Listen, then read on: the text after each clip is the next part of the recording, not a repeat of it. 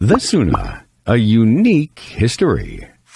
How is it that the statements and traditions of Prophet Mohammed, which he said 14 centuries ago, remain safe of any distortion or alteration?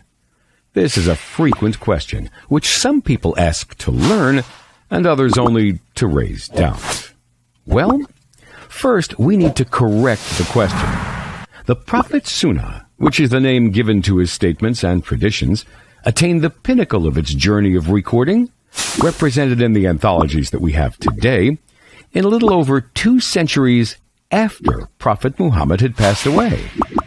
The question is, how can the Prophet's statements be transmitted across these 2 centuries? Let me first ask a simple question. Can this giant iron chain extend to 200 meters without breaking? The rational answer is that it can. If a specialist makes absolutely certain that all its rings are well connected, no one can rationally assume that it is broken without clear evidence. The Sunnah has a similar chain, which is called the chain of transmission, or in Arabic, Sanad el-Hadith. Across the centuries, thousands of scholars have dedicated their lives to ensure that those rings of the chains of transmission are closely interlinked. Everyone who narrated even a single word attributing it to Prophet Muhammad has been carefully examined. Thus, a unique discipline of study flourished in Islamic civilization, which is known as narrator study. It focuses on the study of the life of every narrator of hadith, from childhood until death, where each one lived, under whom did he study, from whom he learnt the hadiths he narrated, to whom he narrated them, when and where did he narrate, where was his circle, etc. Not only so, but this discipline also studies the characters of hadith narrators, their styles of life, their social behavior, how they earned their living, etc. One question is most prominent, and a clear answer is always required.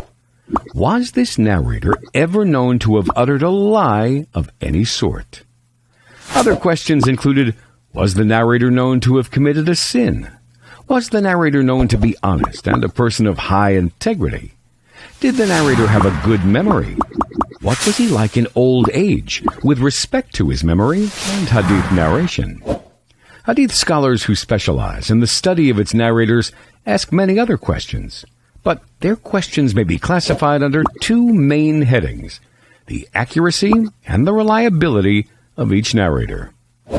This discipline of narrator study examines the details of the life of every narrator, so as to make sure that the chain of transmission of each hadith or statement attributed to the Prophet has been thoroughly checked, according to well-established and strict standards. This discipline is also known as el-jar wa tadi, which means rejection and acceptability, because scholars did not hesitate to reject any narrator whose reliability and accuracy could not be established. They did so because they had a higher aim, which is to protect the Prophet's statements and traditions from any distortion or alteration. Yet, hadith scholars went further. They studied what was reported by narrators whose accuracy and reliability have been established, and compared their reports. They set aside what is reported by a single narrator without being endorsed or confirmed by another narrator. They also discarded a hadith where a reliable narrator states what is at variance with what is reported by narrators considered to be of a higher standard of reliability. Here we see the fine-tuning of this study. Narrators who have been subjected to the strict standards of acceptability were classified as reliable, were further classified according to their standards of accuracy and perfection. Hence, we are not surprised to learn that hadith scholars have more than 40 terms with different meanings and significance describing the status of hadith, its text, and narrators. We have, for example, hadiths that are described as false, fabricated, lacking in authenticity, peculiar, odd, good, authentic, etc. Of all these grades, scholars chose the hadiths that met the conditions of having a reliable and complete chain of transmission. They studied the texts of these hadiths before declaring a hadith authentic. Since these conditions ensuring the continuity of a chain of transmission are truly stringent, they ensure that no false statement can be attributed to the Prophet Muhammad, peace be upon him.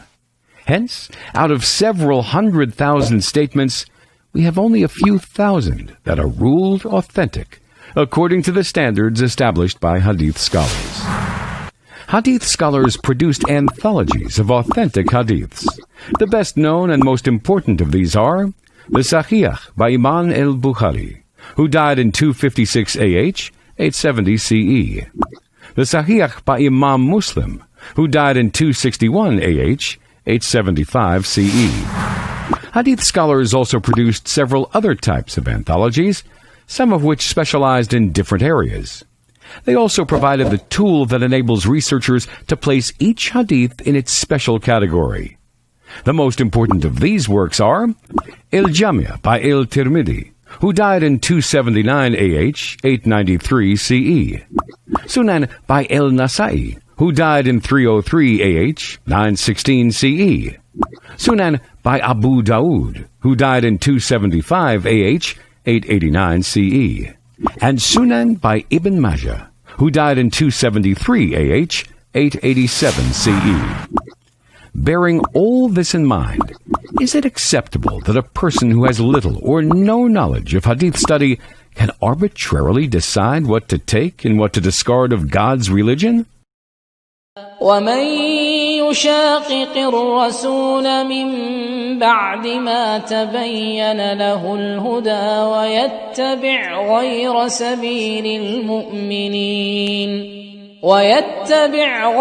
سَبِيلِ الْمُؤْمِنِينَ نُوَلِّهِ مَا تَوَلَّى